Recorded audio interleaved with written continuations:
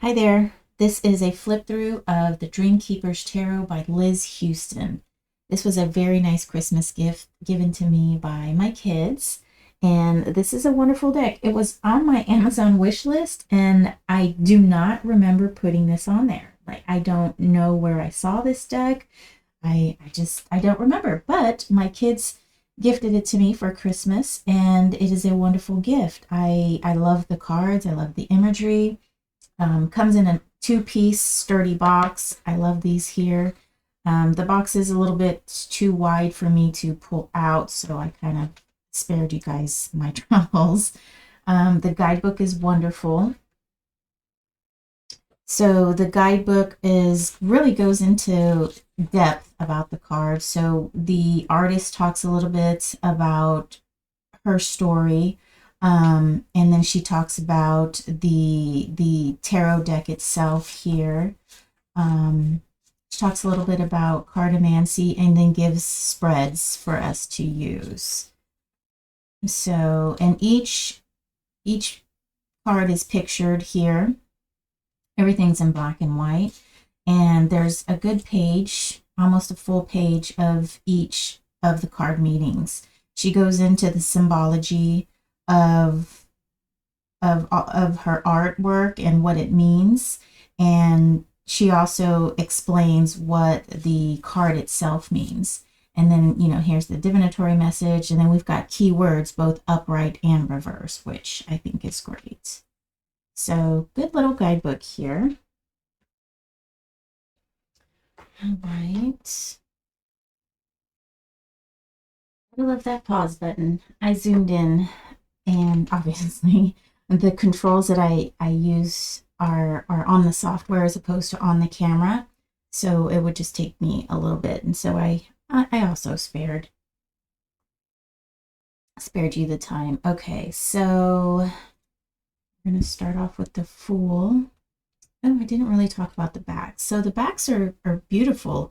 They're a light gray, bluish gray. We've got this filigree in the foreground, and in the background we have a frame, and also we've got some leaf and a flower motif sort of shadowed in the background. So these cards have a nice, I want to say, like Victorian 20s vibe, right? I don't know. I definitely Victorian vibe is there with these shoes, but I also get a 20s, sort of a 20s vibe. Okay, so here's the Fool, and the author artist does go in and talk about what all this means down here. The checkerboard is the duality, black and white, male, female, masculine, feminine, and then we've got these suitors down here who are in her past, and she's stepping over them, and she's going to a new beginning here with this suitor who she has her gaze with as well. This stem, I believe, means something as well. I can't quite remember, but like I said, she really goes into depth into what the art means. Kind of a surrealist feel. The creatrix is the magician. And it's the same meanings as the RWS. The high priestess, this is her nest sitting on top of the tree of life. The empress, she is enveloped in this cloud, her cape of clouds. I remember that. The emperor,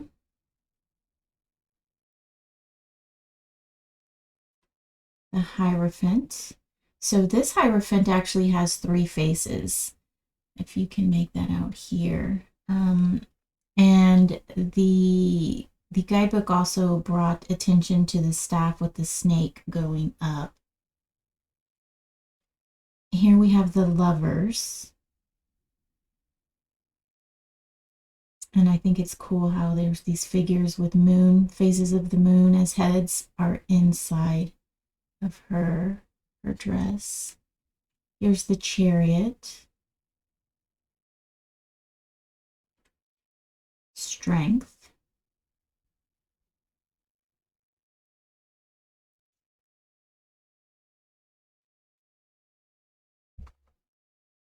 Hermit. Now this Hermit to me is different. She does have a paper, like a crumpled up paper or a letter, and this is basically her talking to herself. And the self has the answer, which is this light here. And this paper is, I guess, a letter of her, I think maybe talking to herself.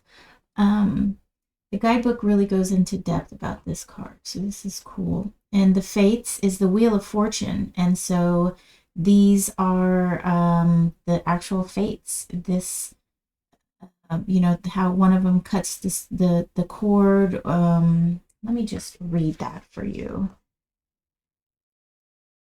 The Morai. So the Morai in Greek mythology. So the eldest stories state that they are the fatherless daughters of Nyx, primeval goddess of night. Card 10 is traditionally Wheel of Fortune, but here on a similar thread we have the Fates. They are the embodiment of the thread of life. Each of them play an important role constructing the predetermined course of events. Clotho, the spinner, spins the thread of life and presides over the present. Lachesis, the allotter, measures the length of each human life and presides over the future. Atropos, the inflexible, cuts the thread of life, presiding over the past. I thought she told us who was who here.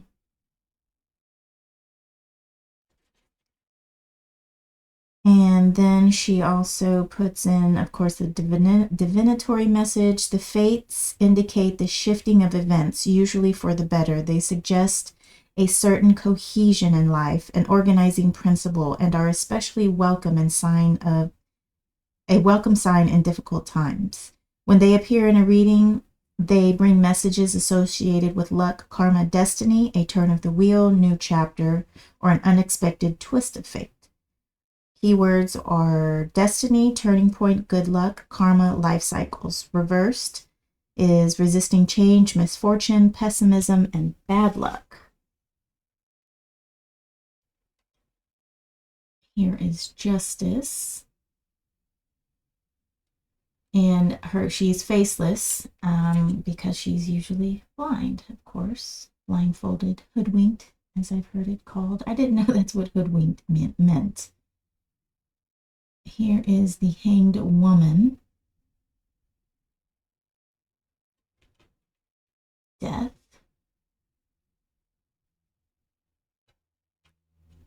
Temperance. Now there is a man here, and his head is swapped out with, he's headless. And then we've got this pelican who holds the heart. And this dress here is a cage dress, that's what it's called in the booklet. Here's the devil. This card goes into, I think it speaks about the choice that Persephone had, and we don't really talk too much about, or it's not really talked about how Persephone felt about going into the underworld with Hades. What if she actually wanted to, what if that's where she wanted to go? So I think that's interesting, an interesting aspect to that card. Here is the Tower. And this is made to resemble the flesh, the muscle tissue. Trying to get a good focus there. The muscle tissue of humans. Those red ribbons. The star, that's what is on the front of the box. Let that focus. There we go. Here we have the moon.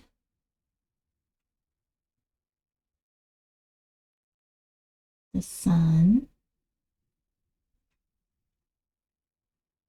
Judgment.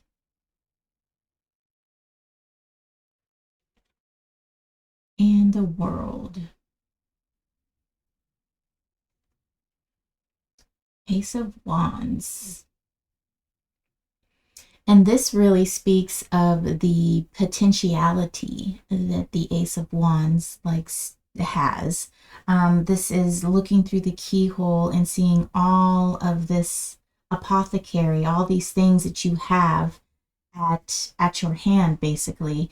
And what is it that you're going to make? You have all this potential here, and here is what you're going to make, what you're going to put together, your creation. Two of Wands.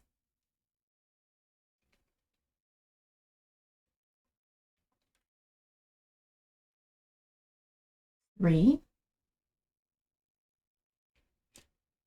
The Four of Wands.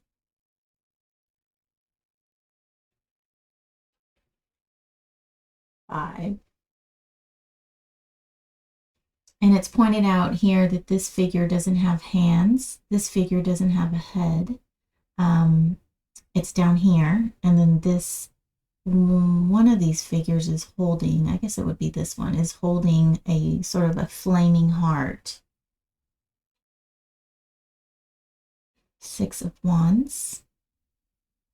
And this is about as far as I've gotten in my introduction, my self-introduction to the deck. So what I usually do when I get a new deck is I'll flip through the cards, look at the artwork, and then I'll go through the deck one by one and read what the author has to say about the artwork and just sort of make connections to the artwork, to what the artist is portraying. Eight of Wands. Love those wings.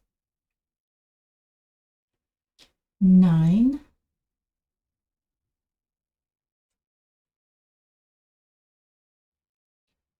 And we've got the 10.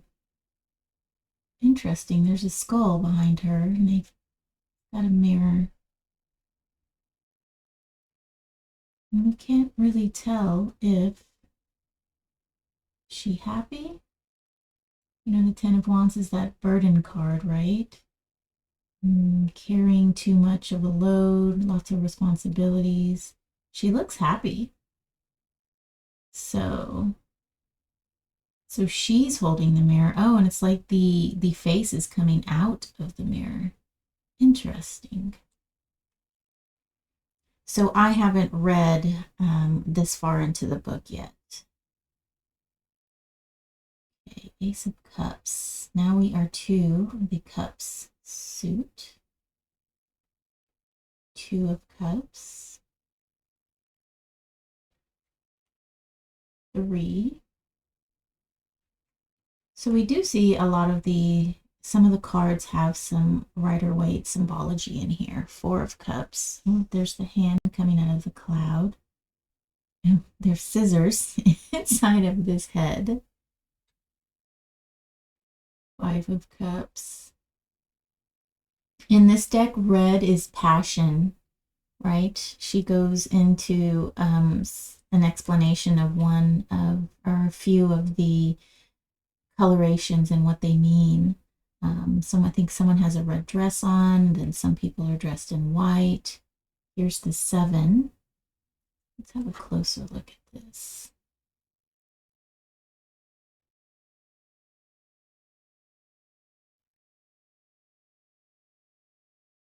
My poor camera.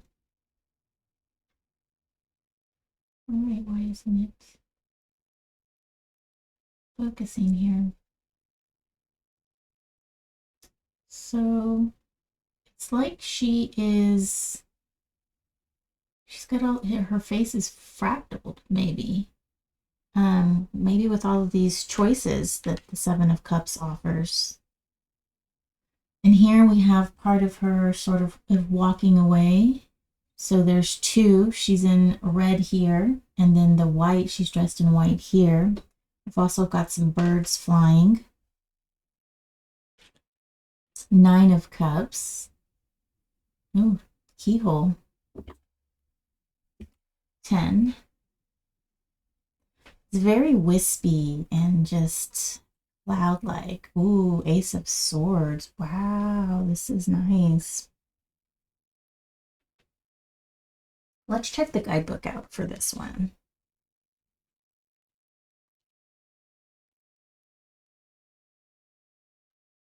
Determination and resolve through bold action. Let's see. A woman walks alone on the water towards some distant goal. The water is a symbol of emotions which she has mastered, risen above, and are now a supportive presence in her journey. The parasol in her left hand represents a shelter she carries with her, expressing a competence in providing for her own needs. The double-edged sword she holds in the right hand, the side of action, cuts both ways and thus is a symbol of both construction and destruction.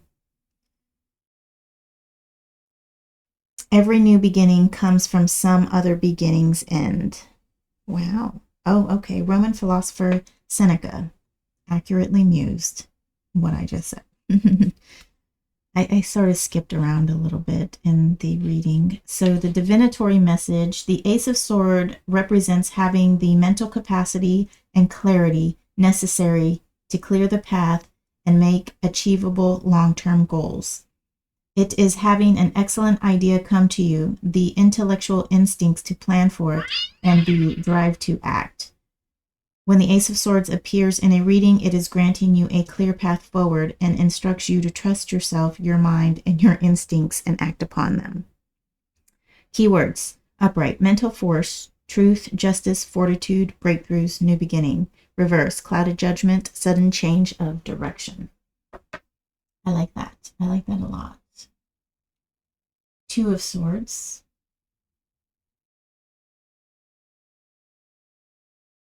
What are those things floating in the air? See if we can get a good focus on that. Oh, those are her hands. She has a wand in one hand and an apple in the other. And she's blindfolded, and we've got this mannequin. Pretty cool. Here's the Three of Swords. 4. She's resting in water. 5. Oh, that's interesting. She's got the octopi arms.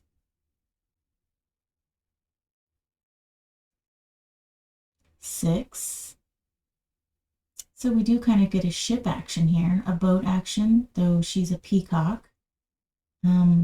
And she's floating in water. This deck is beautiful, and I am excited to work with it. 8 of Swords. 9.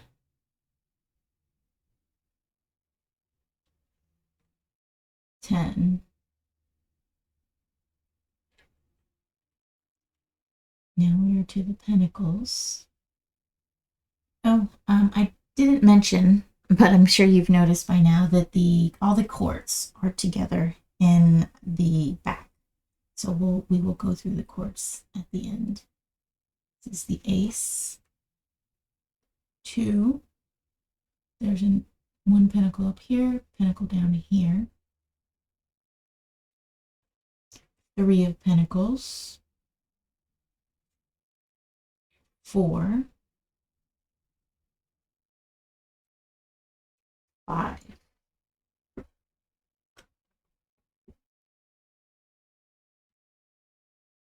I wonder, is that the stained glass window? No, that's just Pentacles here. 6. So this doesn't show a balance here, which is interesting. So it's maybe she's holding on to these and offering just the 1 to the 2. Now that's not quite balanced, is it? 7. We've got the little ballerina coming out of her head. The music box ballerina. 8 of Pentacles. 9.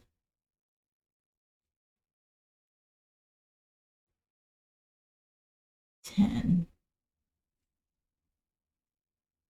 Okay, and now we are to the courts. Page of Wands, Knight of Wands, King. I think it's interesting that she puts the Queen last. Though the Queen is the most powerful chess piece, right? Here we've got the Page. It's like a mermaid in a cup. The Knight of Cups. King of Cups. I wonder if the Queen... so this is what we have on our guidebook. We have these two. Dreamkeepers Tarot. There's our Queen, and has a little crown up top. I love that. Page of Swords. Knight of Swords. Fastest moving knight. King of Swords. Queen of Swords. Ooh, is she like a statue? Yeah, she is. Queen of Swords gets a bad rap. And I associate my queens with water. All of my queens with water. And then it's a sort of a mixture of water and their suit. Same with the kings. Kings are all air.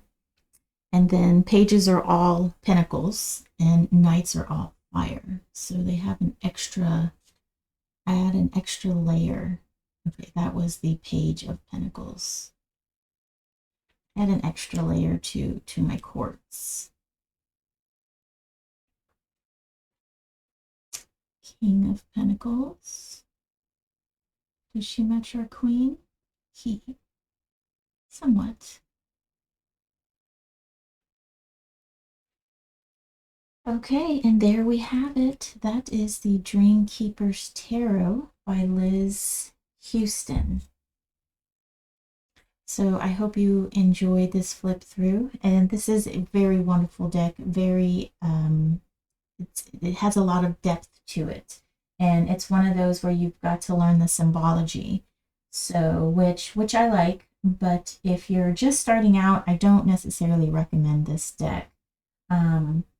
Well, I mean, I guess if you want to learn a different system, actually scratch that. If you're just starting out and you like this deck, go ahead and use this deck.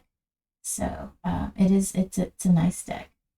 So thanks for watching and take care.